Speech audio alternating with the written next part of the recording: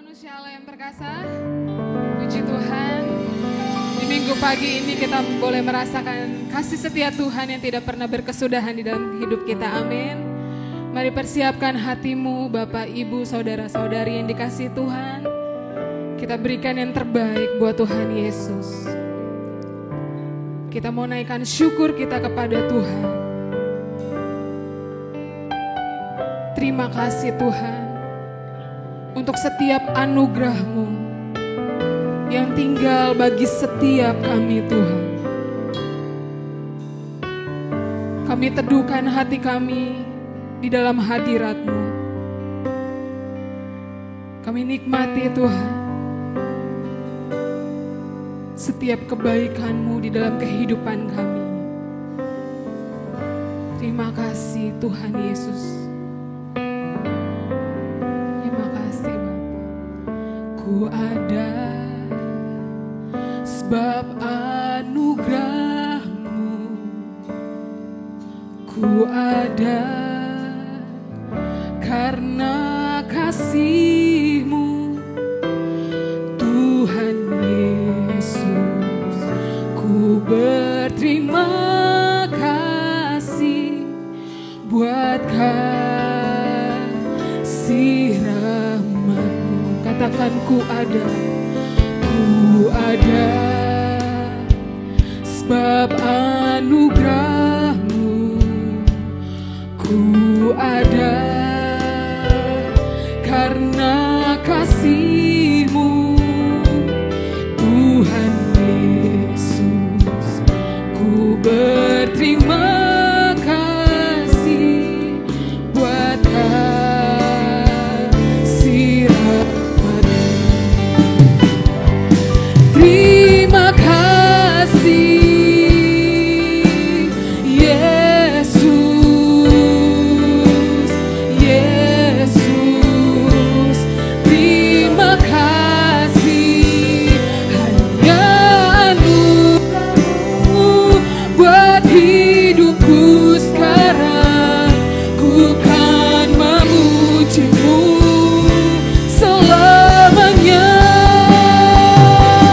Terima kasih Yesus, Yesus. Terima kasih hanya anugerah-Mu buat hidupku sekarang.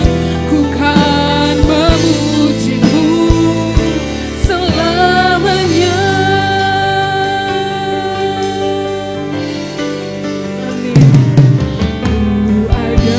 Sebab anugerah-Mu Tuhan. Terima kasih Tuhan. Ku ada semua karena kasih-Mu Tuhan. Tuhan Yesus. Ku berterima kasih buat kasih rahmat-Mu. Ku ada sebab anugerah Tuhan Yesus. Kami ada karena kasih setia-Mu Tuhan. Terima kasih Tuhan. Amin. Tuhan Yesus. Ku berterima kasih buat kasih rahmat-Mu. Terima kasih Yesus, Yesus. Terima kasih hanya anugerah-Mu buat hidupku sekarang. Ku kan memuji-Mu selamanya.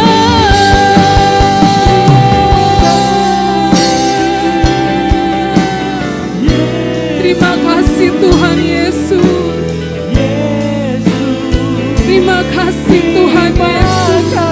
Hanya karena anugerah-Mu Tuhan, kami ada sampai saat ini Tuhan. Terima kasih Tuhan.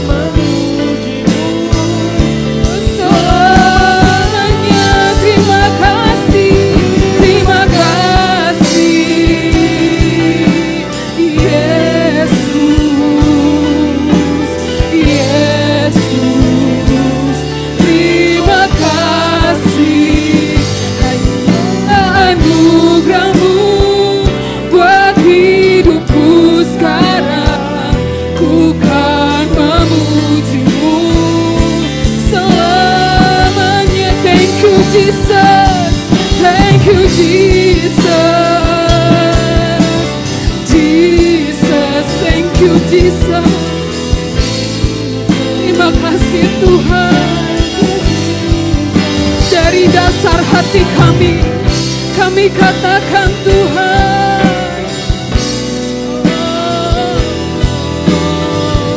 thank you Jesus, by your grace, thank you Jesus, oh Jesus, Jesus, thank you Jesus, it's only by your grace that I could live today. Forever I will praise your name.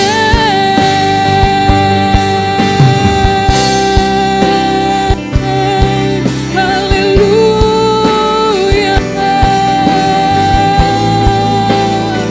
Kami naikkan syukur kami kepadamu Tuhan, karena Engkau sungguh terlalu baik bagi kami Tuhan. Dengan segenap hati kami menyembah-Mu Allah yang hidup.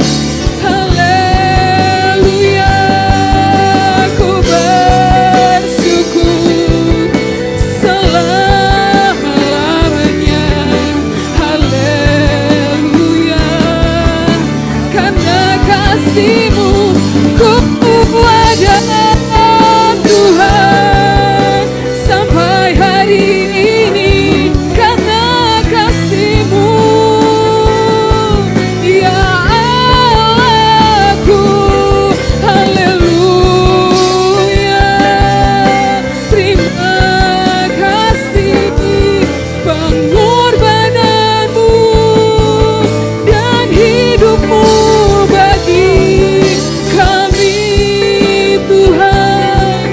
Seluruh hidup-Mu Kau beri bagi kami, supaya kami hidup bersama firman-Mu. Haleluya, Engkaulah kekuatan kami Tuhan, Engkaulah gunung batu kami Tuhan. Haleluya, terima kasih Tuhan, karena Engkau bersama dengan kami. Siapakah lawan kami Tuhan? Engkaulah satu-satunya Tuhan kami. Terima kasih ya Yesus. Kiara basyer, kiara namasyer, kiara larayana kasyer, kiara kasyer karayana masyer. Terima kasih Roh Kudus, Engkau yang menjamah setiap umat-Mu Tuhan. Haleluya, terima kasih Yesus Tuhanku, Allah yang hidup. Terima kasih Tuhan, Allah yang besar. Sungguh Engkau kekuatan kami Tuhan. Sungguh Engkaulah kehidupan kami Tuhan. Kasih-Mu menyertai setiap langkah hidup kami Tuhan. Terima kasih Tuhan.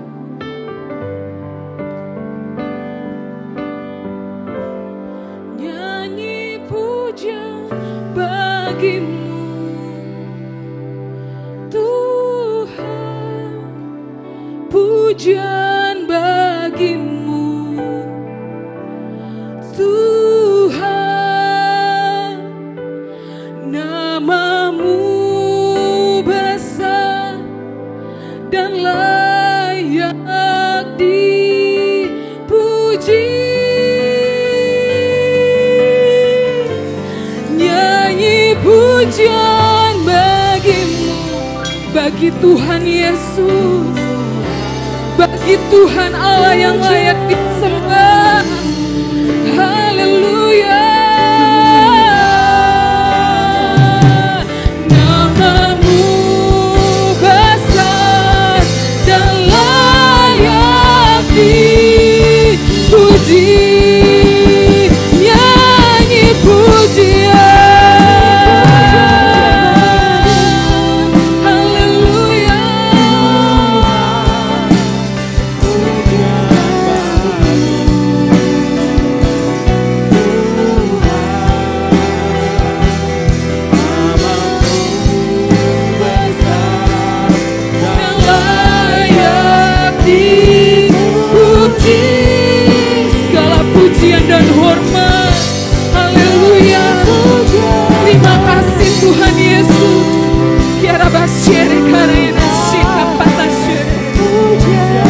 Terima kasih Tuhan Yesus.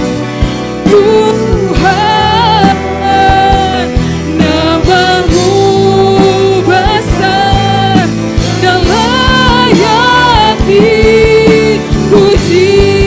Haleluya. Nyanyi pujian bagi-Mu Tuhan, pujian bagi-Mu. Oh Tuhan, nama-Mu besar dan layak dipuji. Nyanyi pujian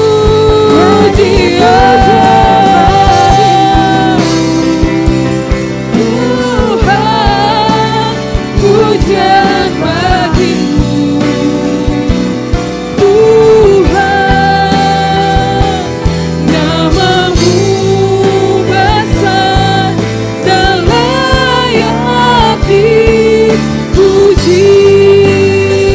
Nama-Mu besar, nama-Mu besar dan layak dipuji. Nama Tuhan Yesus yang besar. Haleluya. Nama-Mu besar dan layak dipuji. Haleluya. Bersorak-sorak buat Tuhan Yesus kita. Haleluya. Terima kasih Tuhan. Terima kasih Bapa yang baik. Kami bersyukur karena kebaikan-Mu Tuhan. Tidak pernah habis dalam kehidupan kami. Terima kasih untuk penyertaan-Mu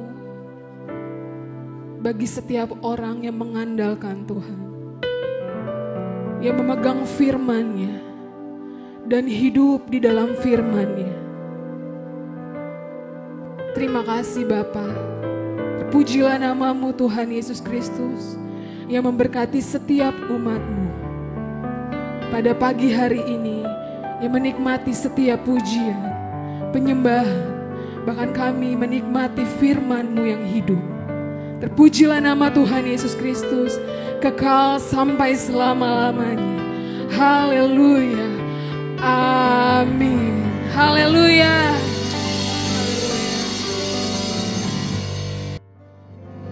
Haleluya. Shalom manusia Allah yang perkasa. Kita siap memuji nama Tuhan Yesus. Amin. Haleluya. Terima kasih Tuhan. Mari sama-sama kita bertepuk tangan.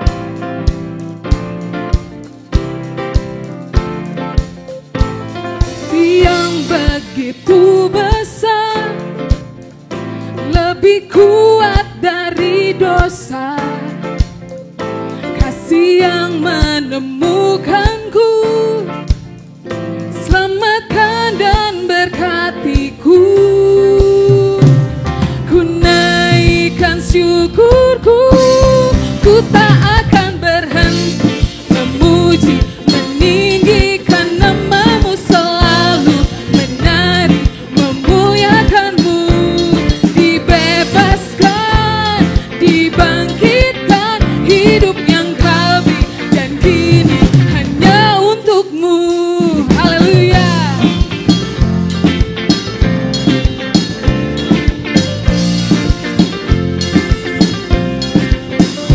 Kasih yang begitu besar, lebih kuat dari dosa, kasih yang menemukanku, selamatkan dan berkatiku.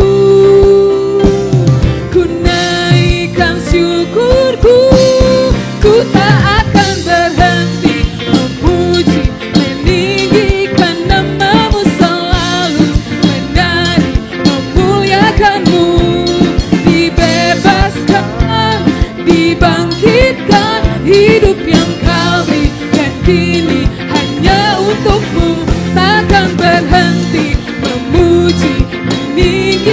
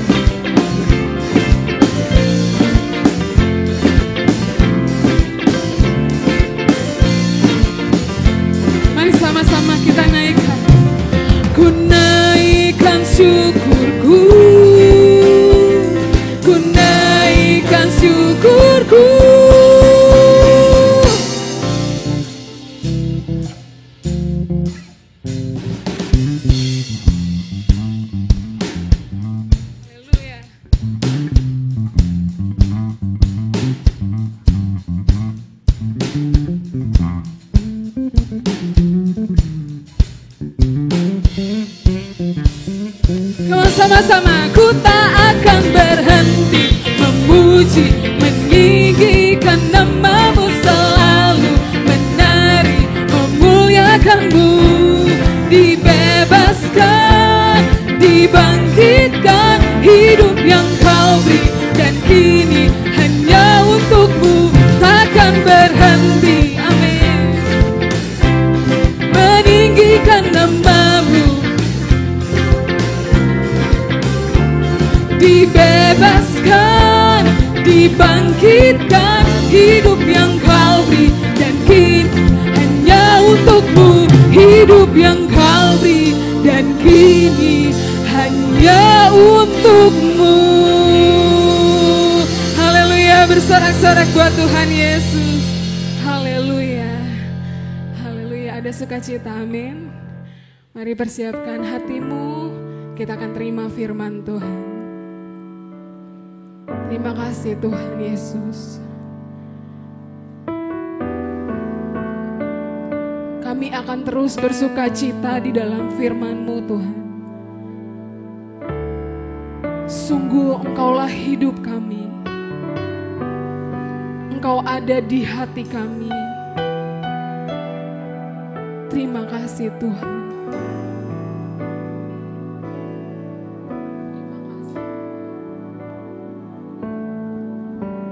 Yesus, Kau termanis di hidupku. Yesus, Kau terindah di hatiku. Kaulah yang terutama di hidupku. Kau takkan pernah terganti. Kau ada di pikiranku, Kau ada di hatiku, Kau ada di setiap langkah di dalam hidupku. Kau di hembusan nafasku, detak dalam hidupku. Kau segalanya bagiku.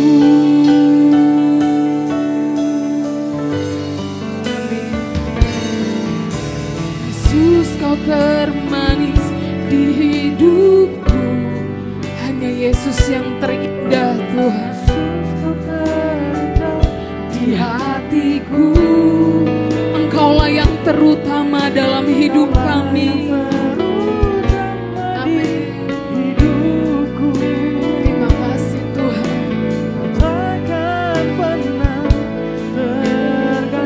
Yesus, Kau termanis di hidupku. Yesus, Kau terindah di hatiku. Kaulah yang terutama di hidupku. Selama-lamanya Tuhan Yesus, di dalam hidup kami Tuhan.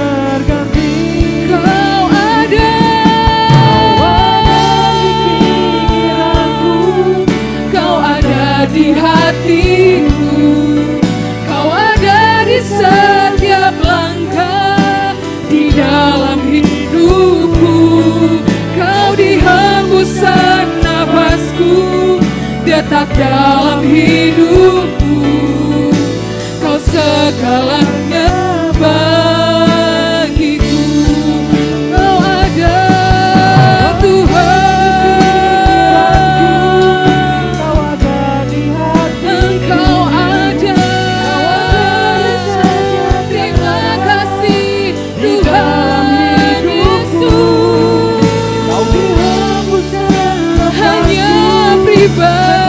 Pribadimu yang kami rindu. Haleluya.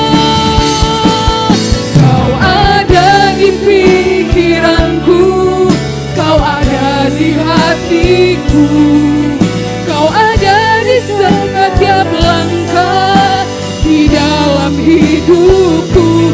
Kau di hembusan nafasku, detak dalam hidupku. Kau segalanya bagiku. Kau ada di pikiranku, kau ada di hatiku, kau ada di setiap langkah di dalam hidupku. Kau di hembusan nafasku, detak dalam hidupku.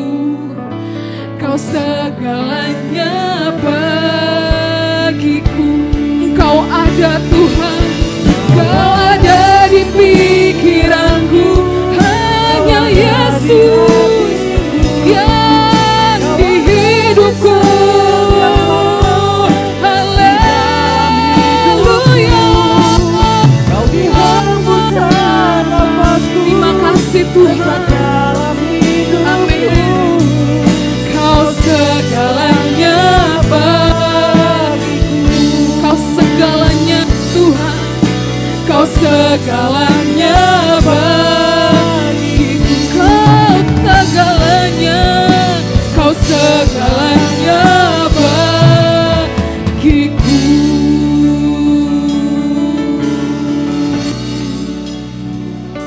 Ku bersyukur, hanya Yesus segalanya dalam hidupku. Sungguh lahir dari iman kami Tuhan, bahwasannya hanya Tuhanlah yang di hidup kami. Tiada yang lain Tuhan yang kami pegang. Bukan pikiran kami,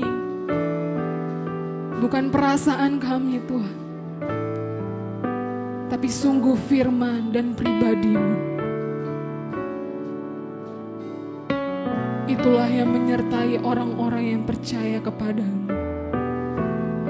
Terima kasih banyak Tuhan Yesus. Kami sambut firman-Mu di dalam nama Tuhan Yesus. Amin.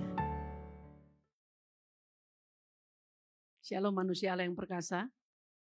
Mari bersama-sama kita mengangkat tangan kanan kita mendeklarasikan iman percaya kita kepada Allah. Saya percaya dan menerima. Alkitab adalah firman Tuhan yang benar sepenuhnya. Apa yang Alkitab katakan, siapa saya di dalam Kristus, demikianlah saya.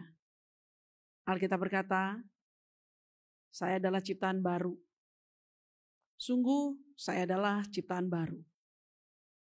Alkitab berkata, saya adalah anak Allah. Sungguh saya adalah anak Allah. Alkitab berkata, segala perkara dapat kulakukan di dalam Kristus. Demikianlah saya. Apa yang Alkitab katakan milikku, sungguh adalah milikku. Alkitab berkata, saya adalah ahli waris Allah bersama Kristus. Sungguh saya adalah ahli waris Allah bersama Kristus. Dalam nama Tuhan Yesus, mari kita bersatu dalam doa.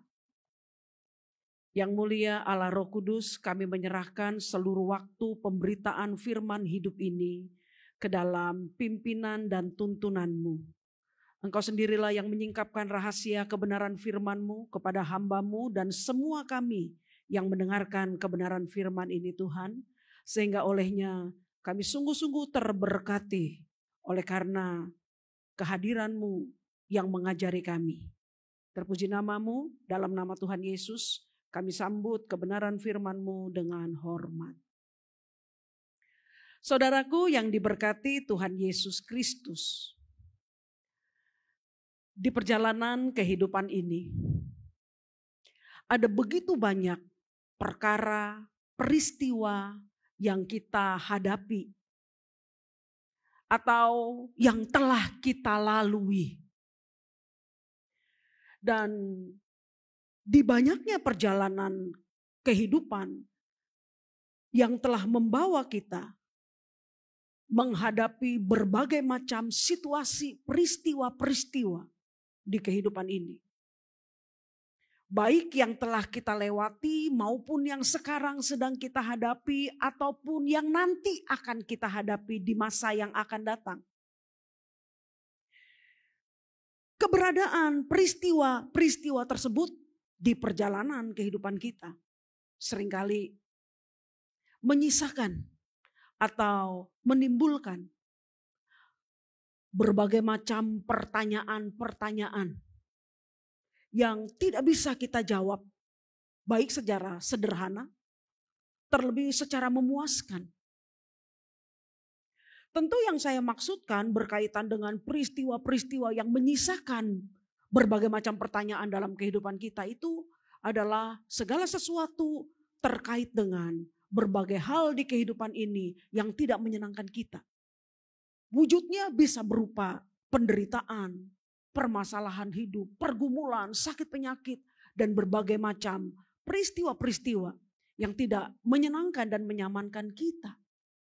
Seringkali kita bertanya, mengapakah keadaan ini harus terjadi kepada saya? Mengapakah situasi ini harus saya hadapi sementara saya sudah berusaha sedemikian rupa untuk hidup dengan baik-baik saja. Namun toh mengapakah ini masih terus terjadi dan bisa terjadi dalam kehidupan saya? Berbagai macam pertanyaan-pertanyaan seperti itu seringkali timbul di dalam kehidupan kita. Dan pertanyaan-pertanyaan itu tentu saja muncul oleh karena keterbatasan kita, ketidakberdayaan kita untuk memahami segala sesuatu dalam kehidupan yang luas ini. Dan saudara, ketidakmengertian yang barusan saya katakan dalam kehidupan kita termasuk anak-anak Tuhan secara khusus telah membuat ada begitu banyak kita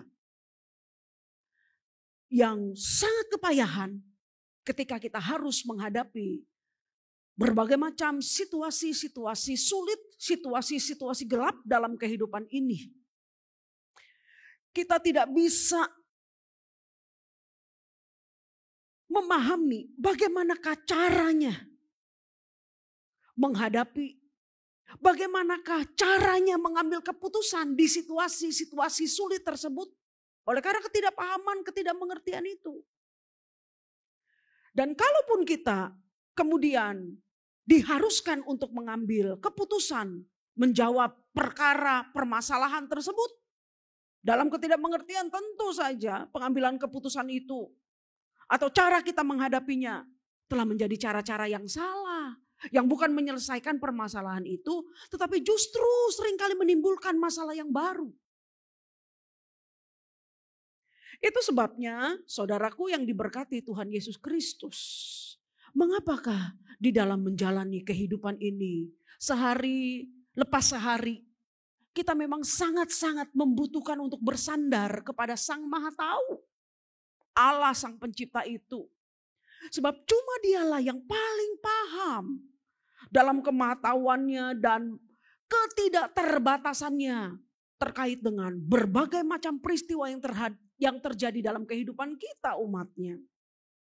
Olehnya pagi hari yang diberkati Tuhan Yesus Kristus ini, Allah telah bersedia membukakan, menyingkapkan rahasia kebenaran hidup yang dikehendakinya kepada Anda dan saya sebagai umat yang dikasihinya. Sehingga olehnya apa yang telah dinyatakannya lewat kebenaran firman-Nya menjadi sebuah kekuatan tersendiri bagi kita. Menjadi sebuah masukan penting bagi kita untuk melewati hidup yang adalah merupakan anugerah pemberian daripadanya. Untuk itu, mari kita membuka apa yang telah dinyatakan Allah terkait pelajaran hidup yang penting ini kepada kita sebagai umat yang dikasihinya. Yakobus pasal yang pertama, ayat 2 sampai dengan 8. Yakobus pasal yang pertama ayat 2 sampai dengan 8. Judul perikopnya iman dan hikmat. Di sana kita diajarkan bagaimanakah menggunakan kedua hal ini secara khusus iman untuk kemudian kita bisa menjalani kehidupan ini sebagaimana yang dikehendaki oleh Allah. Kita baca bersama. Dikatakan di ayat 2, Yakobus pasal yang pertama. Saudara-saudaraku, anggaplah sebagai suatu kebahagiaan apabila kamu jatuh ke dalam berbagai-bagai pencobaan. Sebab kamu tahu bahwa ujian terhadap imanmu itu menghasilkan ketekunan. Dan biarlah ketekunan itu memperoleh buah yang matang, supaya kamu menjadi sempurna dan utuh dan tak kekurangan suatu apapun. Tetapi apabila di antara kamu ada yang kekurangan hikmat, hendaklah ia memintakannya kepada Allah yang memberikan kepada semua orang dengan murah hati dan dengan tidak membangkit-bangkit. Maka hal itu akan diberikan kepadanya. Hendaklah ia memintanya dalam iman dan sama sekali jangan bimbang. Sebab orang yang bimbang sama dengan gelombang laut yang diombang-ambingkan kian kemari oleh angin. Ayat 7. Orang yang demikian janganlah mengira bahwa ia akan menerima sesuatu dari Tuhan. 8. Sebab orang yang mendua hati tidak akan tenang dalam hidupnya. Amin. Sebuah pelajaran yang sangat luar biasa mengajarkan kepada kita. Apa yang kita baca di dalam surat Yakobus pasal 1 ayat 2 sampai dengan 8 ini telah menjadi sebuah masukan penting. Semacam penyingkapan rahasia kebenaran firman terhadap begitu banyak rahasia kehidupan yang tidak kita pahami. Secara khusus terkait dengan perkara-perkara sulit. Situasi-situasi gelap di dalam kehidupan kita sebagai umat Allah. Yang harus suka atau tidak, siap atau tidak, kita hadapi di perjalanan hidup ini. Untuk itu saudaraku, mari kita perhatikan dengan saksama apa yang dikatakan Allah di dalam kebenaran surat Yakobus pasal 1 ini. Di sana memberitahukan kepada kita beberapa pelajaran penting berkaitan dengan kehidupan ini. Pelajaran pertama adalah bahwasanya Allah telah memerintahkan kita umatnya supaya kita menganggap segala pencobaan yang kita hadapi di kehidupan ini sebagai sebuah kebahagiaan. Saya ulangi sekali lagi, poin pertama di pelajaran penting surat Yakobus pasal yang pertama ayat 2 sampai dengan 8 ini adalah bahwasanya Allah telah memerintahkan kita umatnya untuk menganggap segala pencobaan yang kita alami dalam kehidupan ini adalah merupakan suatu atau sebuah kebahagiaan. Titik. Maka di sana dikatakan bahwa anggaplah sebagai suatu kebahagiaan apabila kamu jatuh ke dalam berbagai-bagai pencobaan. Saudara, apa yang diungkapkan Allah melalui Yakobus kepada kita umatnya di masa itu dan saat ini bukanlah merupakan sebuah pengajaran tentang bagaimana kita berusaha menyangkali kenyataan hidup yang sedang kita hadapi. Bukan itu. Sebab pelajaran menyangkali kenyataan hidup yang sedang kita hadapi sama dengan sebuah usaha yang tidak bertanggung jawab. Karena kita melarikan diri dari tanggung jawab hidup yang harus kita selesaikan. Tentu ini bukan hal yang hendak diajarkan Allah kepada kita umatnya. Apa yang dikatakan di dalam kebenaran surat Yakobus pasal 1 ayat 2 ini juga bukan tentang bagaimanakah umat Allah ketika dia harus menghadapi pencobaan-pencobaan dalam kehidupannya yang bentuknya seringkali berupa penderitaan, permasalahan, situasi sulit dalam hidup ini. Walaupun keadaan-keadaan seperti kesukacitaan, kesuksesan, kekayaan itu pun bisa menjadi bentuk dari pencobaan dalam kasus-kasus tertentu. Tetapi di kasus Yakobus pasal 1 ayat 2 sampai dengan 8 yang kita baca ini lebih ke arah situasi-situasi sulit, situasi-situasi gelap, situasi-situasi yang tidak menyenangkan yang terjadi dalam kehidupan kita. Apa yang diajarkan di sana juga bukan tentang bagaimanakah umat Allah belajar untuk menggunakan cara berpikir yang positif atau positive thinking dalam menghadapi pencobaan yang dia hadapi. Sebagaimana dunia mengajarkan kepada seluruh penduduknya. Ketika mereka menghadapi persoalan pencobaan, marilah belajar untuk melihat sisi positifnya. Itu cara-cara dunia. Dan di dalam Yakobus pasal 1 ayat 2 ini, Allah tidak sedang mengajarkan tentang bagaimana kita memiliki cara pandang, cara hidup, positive thinking seperti itu. Bukan itu yang hendak Allah ajarkan kepada kita. Sebab berpikir positif atau positive thinking itu yang diajarkan dunia kepada penduduknya, sekalipun memang ada sisi baiknya, memang ada hasilnya sedikit di sana. Namun harus dicatat baik-baik.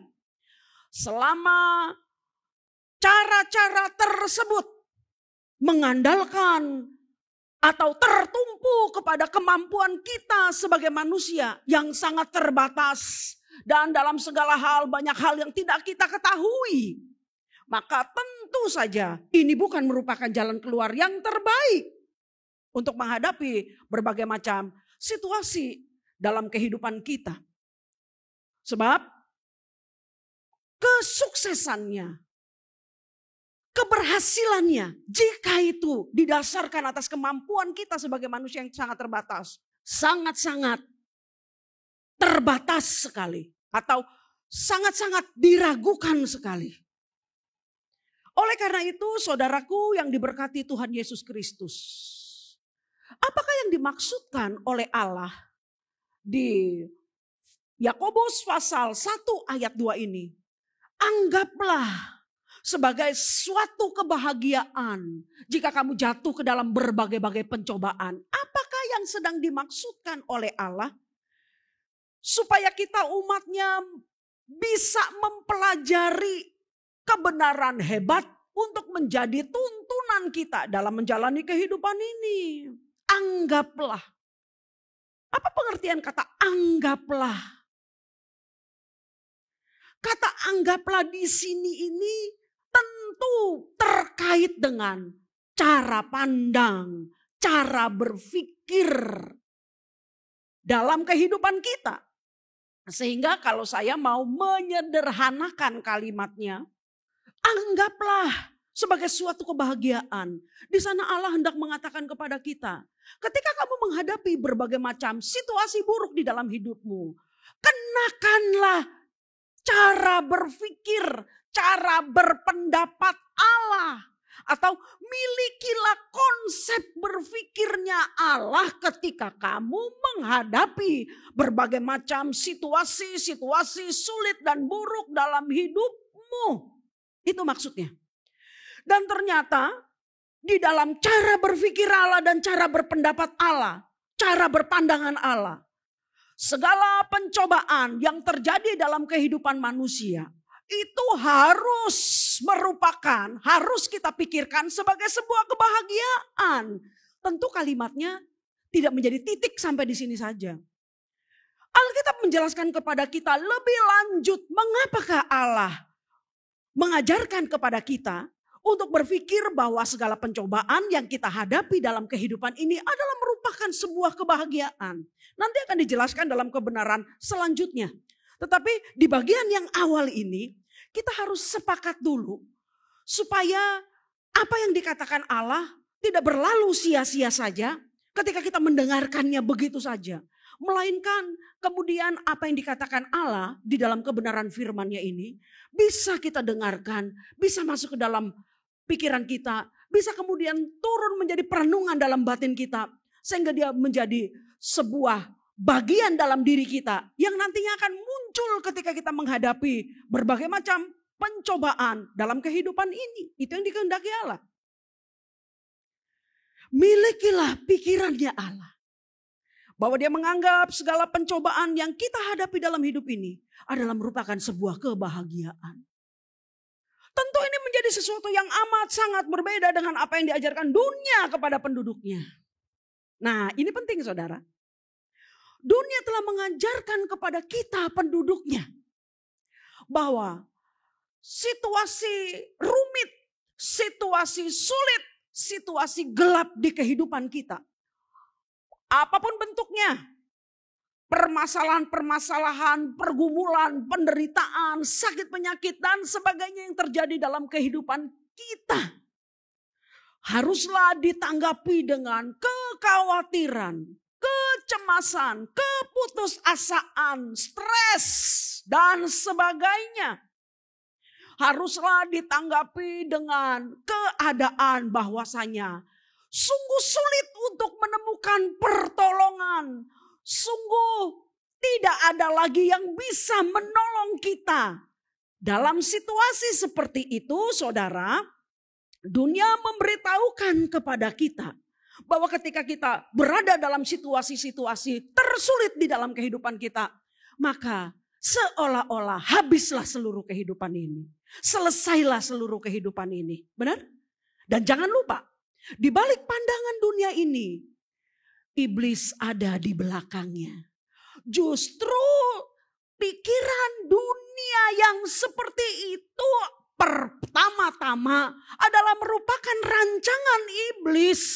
Iblis menghendaki agar supaya kita manusia yang menghadapi situasi-situasi sulit atau tersulit dalam kehidupan ini, kita merasa putus asa, cemas dan tak berdaya. Justru ketika kita mengalami situasi seperti itu, iblis dengan mudah menjatuhkan kita.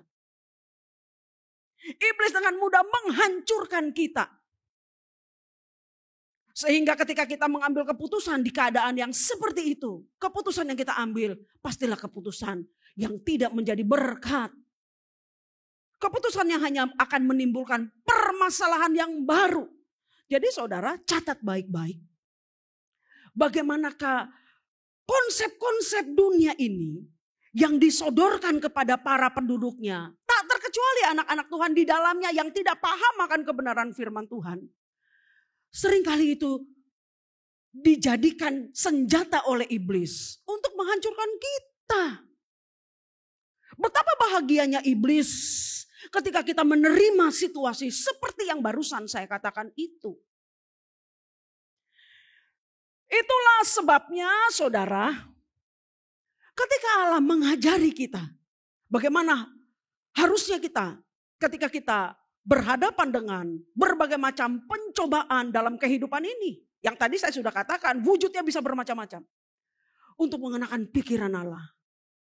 Memandangnya sebagai sebuah kebahagiaan. Sebab saudaraku yang diberkati Tuhan Yesus Kristus. Ketika kita mau duduk diam, merenungkan dengan jujur. Tahukah kita bahwasanya segala macam pencobaan yang terjadi dalam kehidupan ini, dia memiliki dua sisi. Yang pertama, pencobaan tersebut yang kita hadapi bisa mendatangkan keburukan, kehancuran, kebinasaan bagi kita. Dan ini adalah merupakan rancangan iblis dalam setiap pencobaan yang disodorkan kepada manusia dan yang harus kita jawab.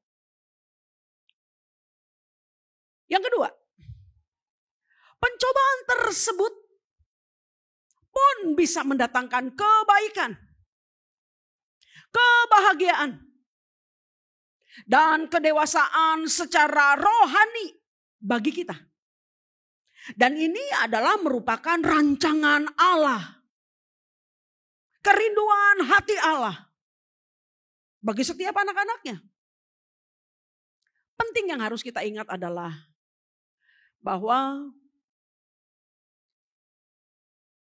pencobaan dalam kehidupan ini, apapun wujudnya, apapun bentuknya, ketika manusia sudah jatuh ke dalam dosa, ketika iblis berdiri sebagai pendakwa musuh Allah yang selalu ingin menghancurkan umat Allah, menghancurkan manusia secara umum, umat Allah secara khusus, dia tidak bisa dilepaskan dari kehidupan kita manusia.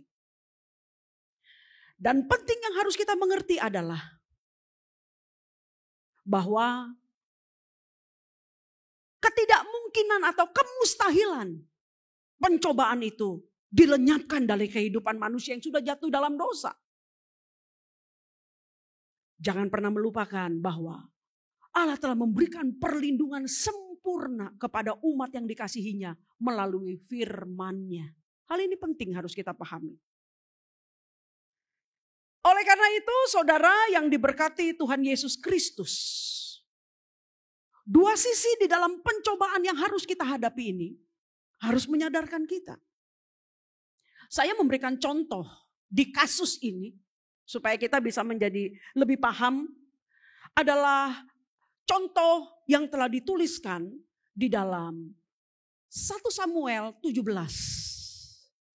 Di mana kita di sana bisa menemukan bagaimana Daud menghadapi Goliat. Tercatat dengan jelas di sana. 1 Samuel 17 memberitahukan kepada kita, ada satu peperangan yang begitu luar biasa antara orang Israel, umat dari Allah yang hidup, yang hebat, yang besar, yang maha kuasa, berhadapan dengan orang Filistin yang tidak memiliki Allah dalam tanda kutip. Kalaupun mereka memiliki Allah, Allahnya adalah Allah yang mati. Karena Allah mereka adalah bentukan dari ide-ide mereka. Punya mata tak melihat, punya mulut tak bisa berbicara, punya telinga tak bisa mendengar, punya hati tak bisa merasakan apa yang dirasakan oleh umatnya. Allah-alahan namanya. Tapi Israel memiliki Allah yang hidup, Allah yang maha hebat, dan itu sudah terbukti dalam sejarah kehidupannya. Namun yang menarik di 1 Samuel 17 ini dikatakan ketika perang itu terjadi, orang Filistin mengajukan seorang pahlawan jagoannya yang bernama Goliat, manusia raksasa itu. Tingginya di atas rata-rata. Dan dia menjadi pahlawan perang bagi orang-orang Filistin. Dan munculnya Goliat di dalam peperangan itu amat sangat menakutkan orang-orang Israel. Amat sangat menggentarkan orang-orang Israel yang secara notabene memiliki Allah yang hebat dan Allah yang hidup. Alkitab memberitahukan kepada kita di 1 Samuel 17 ini bahwa seluruh rakyat Israel yang ikut berperang pada waktu itu, tak ada seorang pun yang berani menjawab tantangan orang Filistin untuk menghadapi Goliat, jagoannya mereka. Dari mulai rakyat biasa sampai kepada Saul sang raja yang juga pahlawan perang. Yang juga memiliki tinggi di atas rata-rata orang Israel. Namun Saul pun mengalami ketakutan, kecemasan, keputusasaan, kegentaran yang sama dengan yang dialami oleh rakyatnya. Bahkan dikatakan di sana, di 1 Samuel 17 ayat 13, bahwa ketiga kakak Daud pun ikut dalam peperangan itu. Namun tidak ada satupun di antara mereka yang memiliki keberanian menghadapi Goliat. Ayat 13, 1 Samuel 17 memberitahukan kepada kita. Ketiga anak Isai yang besar-besar, maksudnya yang sudah dewasa. Daud pada waktu itu masih remaja. Telah pergi berperang mengikuti Saul. Nama ketiga anaknya yang pergi berperang itu ialah Eliab, anak sulung. Anak yang kedua ialah Abinadab dan anak yang ketiga adalah Syamah. Namun ketiga-tiganya pun tidak berkutik di medan perang itu. Dalam perasaan yang sama sebagaimana yang dirasakan oleh kebanyakan orang yang hadir di medan perang itu. Cemas, takut, putus asa dalam kengerian yang luar biasa. Namun Alkitab memberitahukan kepada kita dalam cerita kisah Daud melawan Goliat yang dicatat di 1 Samuel 17 ini, bahwa kemudian atas perintah Isai ayahnya, Daud diperintahkan untuk membawakan bekal makanan kepada kakak-kakaknya. Sekaligus untuk melihat apakah kondisi kakak-kakaknya baik-baik saja. Untuk kemudian pulang memberikan laporan kepada ayahnya. Daud melakukan itu. Namun ketika dia ada di medan perang itu, dia melihat bagaimanakah kesombongan Goliat dengan seluruh Filistin. Orang-orang yang tidak memiliki Allah yang hidup gitu, Allah yang benar itu. Menantang pasukan Israel yang justru memiliki Allah yang benar dan Allah yang hidup itu. Namun Israel sama sekali tak berkutik, sementara Filistin benar-benar merasa dialah pemenangnya di situasi darurat itu. Daud menawarkan dirinya untuk maju melawan Goliat, pahlawan Filistin itu. Tentu ini menjadi sebuah peristiwa, respon dari seorang remaja yang sangat tidak masuk akal menurut kebanyakan orang.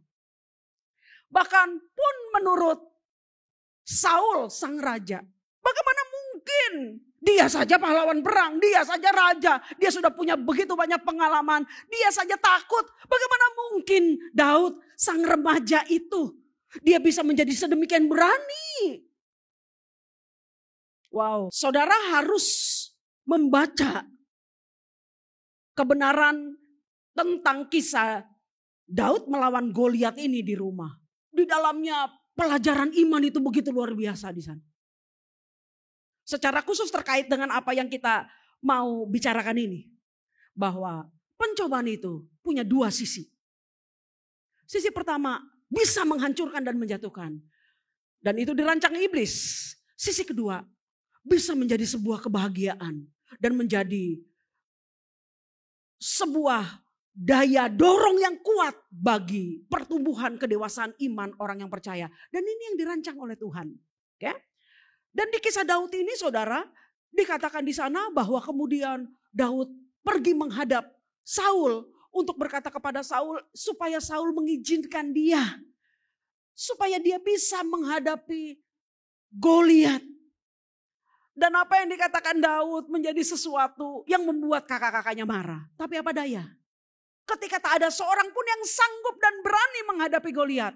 Mau tidak mau. Saul pun sekalipun dalam hati yang tidak terlalu percaya.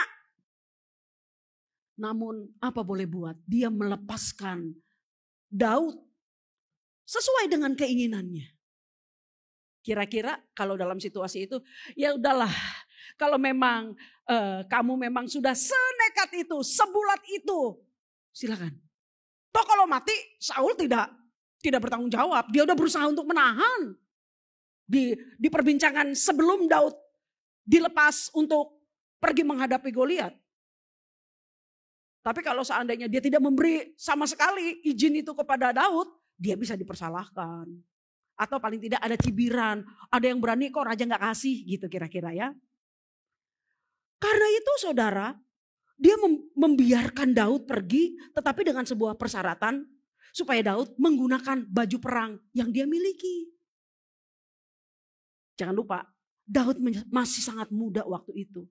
Daud memang mengenakan tetapi dia tidak bisa berjalan. Kenapa? Terlalu berat baginya. Kalau dia ngotot untuk menggunakan baju perang itu. Dia mati bukan karena dia gak bisa lawan Goliat. Dia mati karena keberatan baju perangnya. Karena itu dia minta supaya semuanya itu diambil. Ditanggalkan. Dan dia melawan Goliat. Menurut apa yang ada di dalam hatinya. Tuntunan roh itu. Oke? Ada yang hebat ketika Daud kemudian berjumpa dengan Goliat di medan perang. Yang satu raksasa tinggi besar, yang satu hanya sekedar seorang remaja. yang nyaris dalam tanda kutip sangat minim pengalaman dalam hal berperang. Lihatlah apa yang dikatakan 1 Samuel 17 ayat 42 sampai dengan 45. Ketika orang Filistin itu menunjukkan pandangnya ke arah Daud, si Goliat itu, serta melihat dia, dihinanya Daud itu karena ia masih muda, kemerah-merahan dan elok parasnya. Orang Filistin itu berkata kepada Daud, anjingkah aku? Maka engkau mendatangi aku dengan tongkat. Lalu demi para allahnya orang Filistin itu mengutuki Daud. Jadi Daud hanya membawa tongkat gembalanya sama ali-alinya dengan beberapa batu yang diambilnya untuk menjadi senjata di ali-ali itu. 4. Pula orang Filistin itu berkata kepada Daud, hadapilah aku. Maka aku akan memberikan dagingmu kepada burung-burung di udara dan kepada binatang-binatang di padang. 45, ini hebat. Tetapi Daud berkata kepada orang Filistin itu, engkau mendatangi aku dengan pedang dan tombak dan lembing. Tetapi aku mendatangi engkau dengan nama Tuhan semesta alam, Allah segala barisan Israel yang kau tantang itu. Setelah mengatakan kalimat ini, Daud mengambil ali-alinya, mengisikannya dengan batu yang memang dia sudah pilih. 1 kali ayunan cukup bagi Daud dalam pimpinan Roh Kudus untuk membunuh mati Goliat. Karena batu itu yang diumbannya itu langsung mengenai kening Goliat dan membuat raksasa tinggi besar itu roboh. Daud mendatangi Goliat kemudian memarang kepalanya. Hanya dengan hati yang percaya kepada Tuhan, aku mendatangi kamu atas nama Allah Israel. Allah yang hidup itu. Bayangkan saudara. Jadi apa yang kita pelajari dari Yakobus pasal 1 ayat 2 ini. Memberitahukan kepada kita bahwa apa-apa yang diajarkan oleh Allah dalam kehidupan kita orang yang percaya kepadanya harus benar-benar mendarat di dalam batin kita. Untuk kemudian menguasai kita. Bahwasanya apapun pencobaan yang kita hadapi itu tidak menggentarkan dan tidak perlu menakutkan kita. Sesulit apapun. Sebab ketika firman Allah berkata, aku menyertai kamu. Itu saja yang menjadi andalan dan itu saja yang menjadi kekuatan bagi kita menghadapi segala situasi. Maka genaplah ketika Allah mengajarkan kepada kita, anggaplah saudara-saudara sebagai sebuah kebahagiaan apabila kamu jatuh ke dalam berbagai-bagai pencobaan oleh karena firman itu menyertai kita. Itu. Pelajaran yang kedua yang diajarkan di dalam surat Yakobus pasal 1 ayat 2 dan 8 ini sampai dengan 8 ini adalah bahwa pengenaan pikiran Allah dalam diri kita yang mengharuskan kita berpikir bahwa pencobaan itu adalah sebuah kebahagiaan ketika kita menghadapinya. Telah berdiri di atas sebuah kebenaran penting.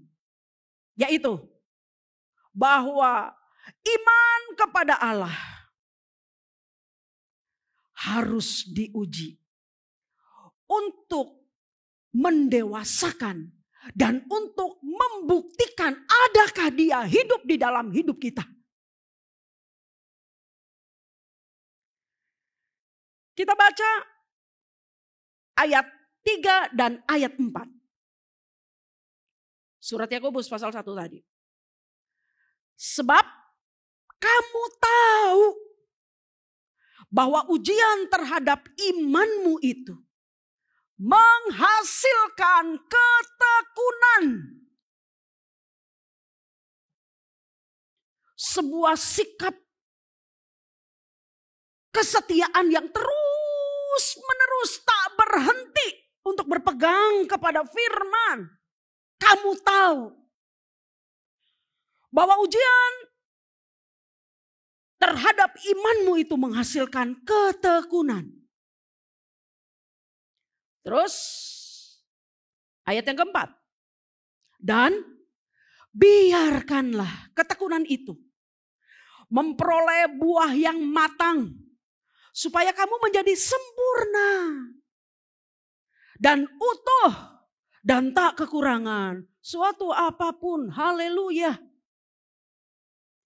Ini yang saya katakan tadi ketika saya menjelaskan poin pertama, saudara, bahwa ketika Allah menyuruh kita untuk berpikir, untuk memiliki konsep bahwa ketika kita jatuh ke dalam berbagai-bagai pencobaan di hidup ini, itu haruslah kita pikirkan sebagai sebuah kebahagiaan dalam hidup ini. Tadi saya katakan tentu kalimatnya tidak berhenti titik sampai di situ saja. Tapi nanti akan ada kelanjutannya di pembahasan berikutnya oleh Allah melalui Rasul Yakobus. Dan inilah penjelasan itu. Mengapakah kita harus berkata, berpikir, berpandangan pencobaan itu adalah sebuah kebahagiaan dalam hidup ini? Oleh karena pencobaan di dalam kehidupan orang yang percaya kepada Allah, dia mengarahkan kita kepada sisi yang tadi saya sudah katakan juga, bahwasanya ini adalah merupakan ujian terhadap iman kita kepada Allah yang hebat, Allah yang benar. Adakah kepercayaan kepada Allah di dalam diri kita itu yang seringkali kita gaungkan, yang seringkali kita nyatakan dalam pernyataan mulut ini adalah merupakan sesuatu yang sungguh-sungguh ada dalam batin kita? Atau hanya sebuah pernyataan bibir saja tanpa isi batin itu?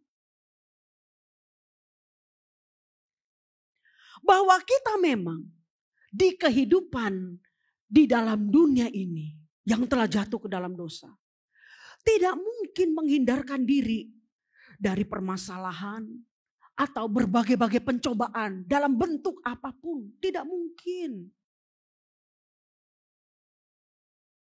Bahwa kita pasti harus menghadapinya.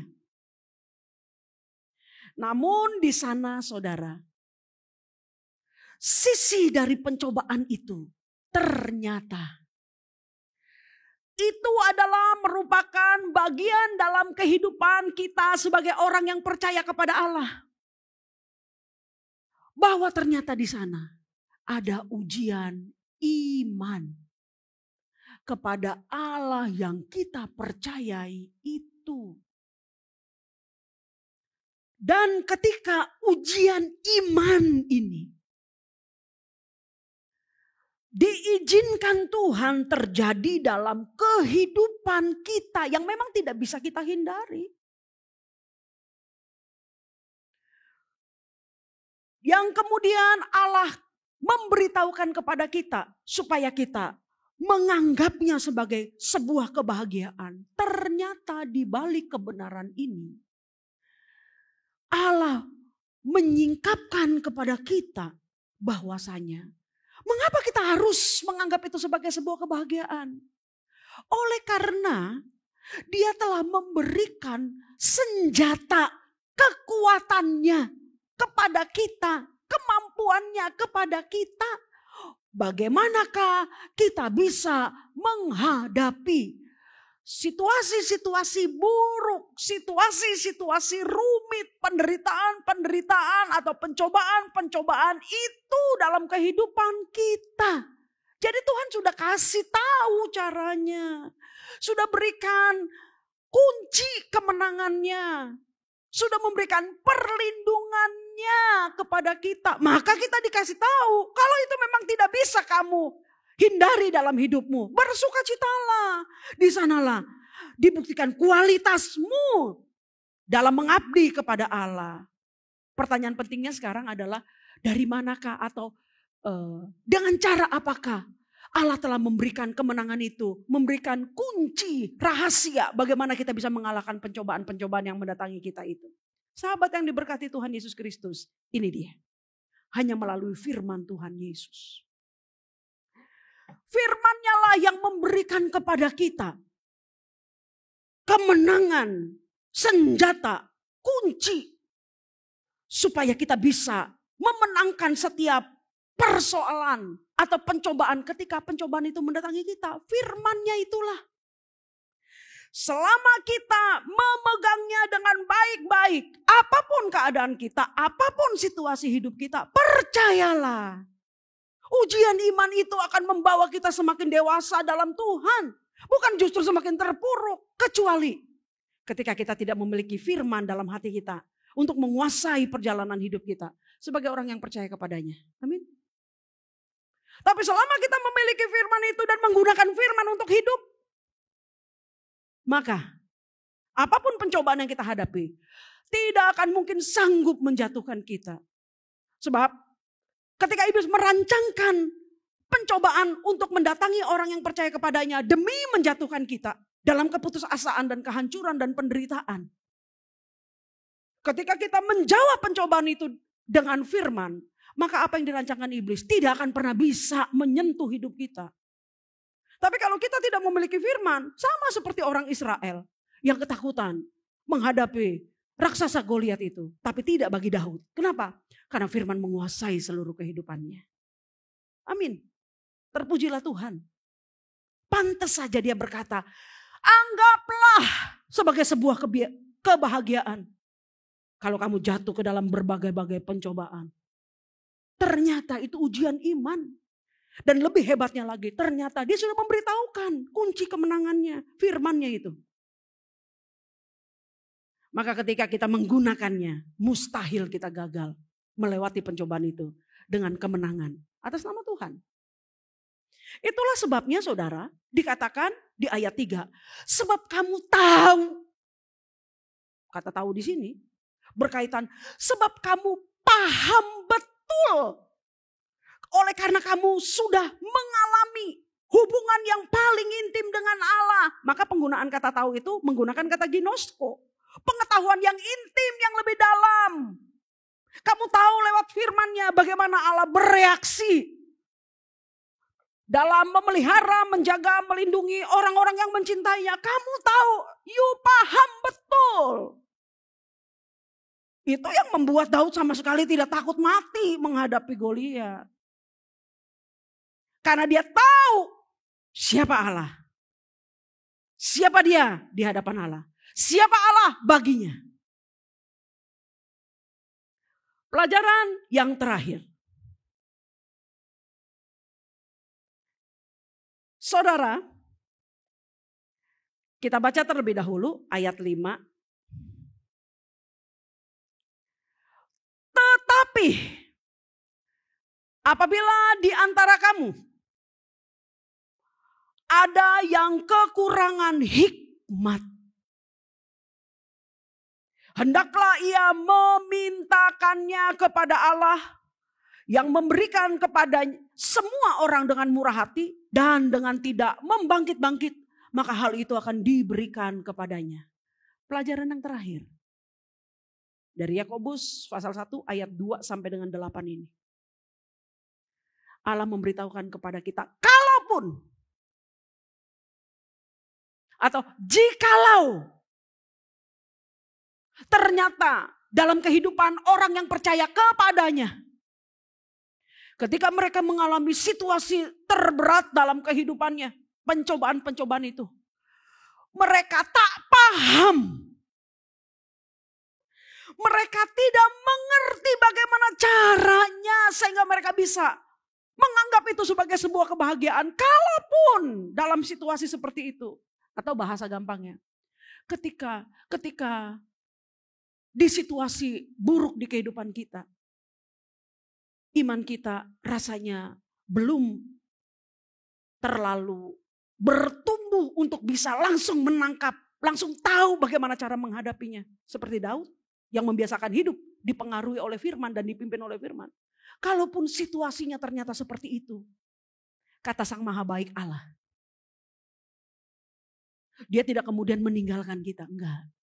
Dia mengatakan kepada kita, kalau ada di antara kamu yang kekurangan hikmat,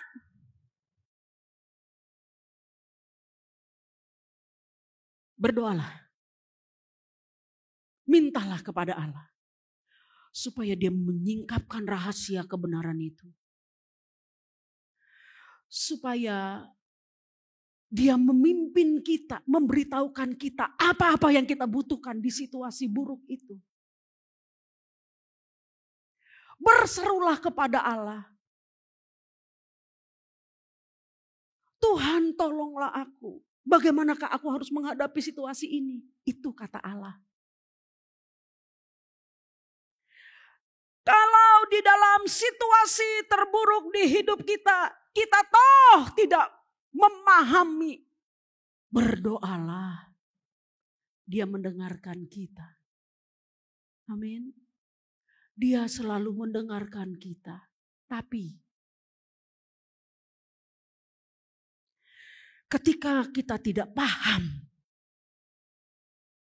dan ketika kita menaikkan doa untuk memohon hikmat, pengertian kebijaksanaan Allah yang membawa kita membangun diri untuk lari mengambil pertolongan Allah dari firman atas nama iman.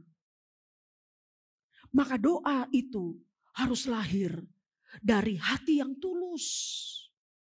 Hati yang sungguh-sungguh berserah kepada Allah.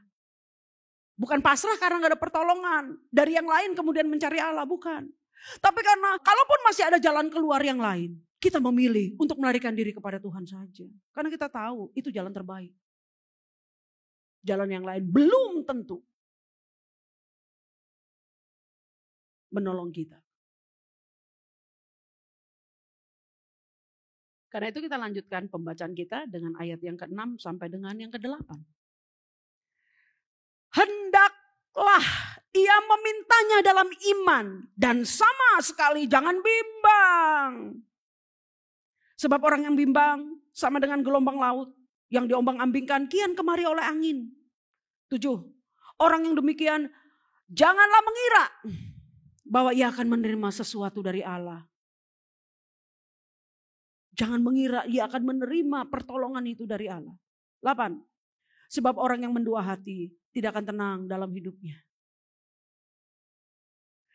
Biarkanlah doa yang kita naikkan, kita panjatkan kepada Allah. Biarlah teriakan minta tolong kepada Allah itu adalah merupakan teriakan segenap hati.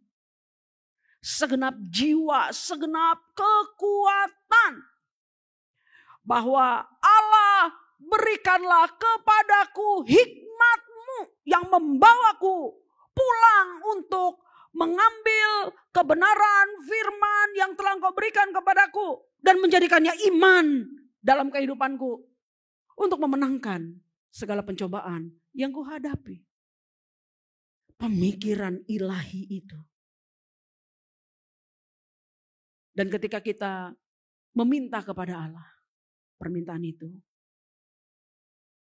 gak boleh menjadi permintaan yang bimbang, ragu-ragu. Sudah berdoa, Tuhan tolong saya dalam nama Tuhan Yesus, amin. Tapi setelah berdoa, kita masih merasa, ya ditolong atau enggak ya. Kita masih menggenggam kecemasan itu. Kita masih memeluk keputusasaan itu. Kita masih berkawan akrab dengan kecemasan dan kekhawatiran itu. Itu sama artinya. Kita telah menaikkan doa, meminta kepada Allah dalam keraguan dan kebimbangan. Tak ada iman di sana. Allah dengan jelas mengatakan orang seperti itu, jangan harap dia akan menerima sesuatu dari Allah. Sebab orang bimbang sama seperti gelombang di laut. Terhempas begitu saja, tak membawa hasil apapun. Oleh karena itu, saudaraku yang diberkati Tuhan Yesus Kristus. Apa yang dituliskan di dalam pengajaran surat Yakobus pasal 1 ini. Berkaitan bagaimanakah kita harus menghadapi pencobaan-pencobaan dalam kehidupan kita. Sungguh telah menjadi berkat tersendiri bagi kita pada pagi hari ini. Betapa Allah begitu mengasihi kita. Betapa Allah begitu memperdulikan hidup setiap kita yang percaya kepadanya. Karena itu, menutup kebenaran penting ini, saya hanya ingin mengatakan kepada kita, marilah kembangkanlah gaya hidup anak-anak kerajaan Allah yang membiarkan diri dikuasai oleh kebenaran firman-Nya. Sebab perlindungan, penjagaan, kemenangan yang Allah berikan dalam hidup kita, orang yang percaya kepadanya, hanya dinyatakannya, hanya diberikannya lewat firman yang tertulis di dalam Alkitab yang kita miliki. Hanya melalui itu saja. Di sanalah kekuatan Allah diwujud nyatakan dalam kehidupan kita. Oleh karena itu, bertumbuhlah dalam pengenalan yang benar akan kebenaran firman Tuhan. Bertumbuhlah dalam iman yang benar akan pengenalan kita kepada pribadi Allah yang hebat itu. Dan akhirnya bertumbuhlah menjadi pribadi yang menyaksikan betapa Allah itu hebat bagi setiap orang yang percaya kepadanya. Amin. Mari kita bersatu dalam doa. Kami mengangkat hati kami, menyatakan bahwa Engkau adalah satu-satunya Allah yang benar dan Allah yang hidup. Ya Tuhan Yesus Kristus, yang telah memberikan hidupmu, firman-Mu kepada kami. Sehingga kami yang percaya kepadamu sungguh-sungguh bisa hidup sebagaimana yang Tuhan katakan di dalam firman-Mu. Di situasi paling gelap sekalipun. Di situasi paling sulit sekalipun. Terima kasih banyak Bapak. Untuk segala keadaan yang kami hadapi. Yang umat-Mu hadapi saat ini. Di bagian yang paling tersulit di hidup kami Tuhan. Kami tetap melihat Allah bersama dengan kami. Sehingga kami tidak perlu takut. Oleh karena firman-Mu yang Kau beri kepada kami. Yang kami taruh dalam hati kami. Menjaga kami. Untuk mengambil kemenangan yang telah Kau berikan kepada setiap kami. Orang yang percaya kepadamu. Terpuji nama-Mu. Ya Allah. Selama-lamanya dalam hidup kami.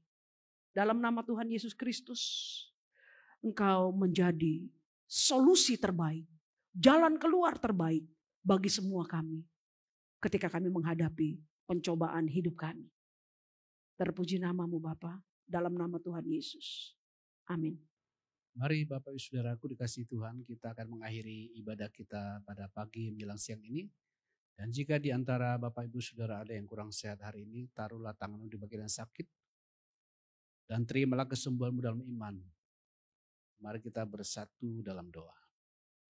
Bapa di surga, terima kasih untuk anugerah-Mu yang terus berlimpah-limpah dalam hidup kami. Kami bersyukur, kami boleh beribadah, mendengar firman-Mu yang menguatkan kami. Terima kasih Bapa. Kami bersyukur untuk anugerah-Mu yang telah menanggung segala sakit penyakit kami di atas kayu salib. Terima kasih Tuhan Yesus.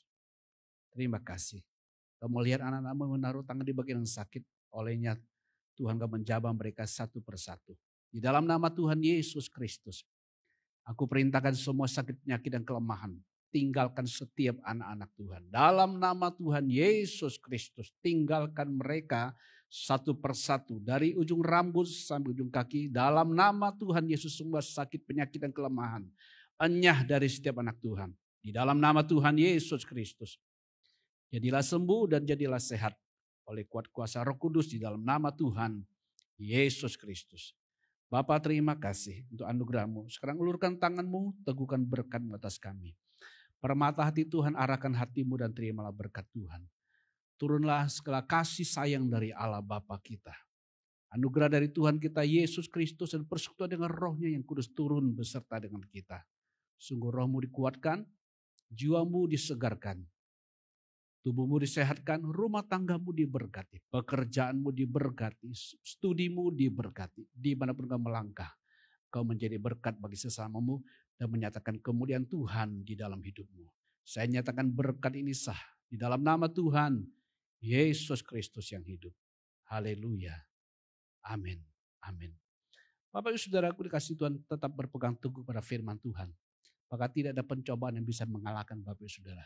Bapak Ibu Saudara akan selalu tampil lebih dari pemenang di dalam Kristus Yesus Tuhan kita. Tuhan Yesus memberkati, sampai ketemu di ibadah yang akan datang. Amin.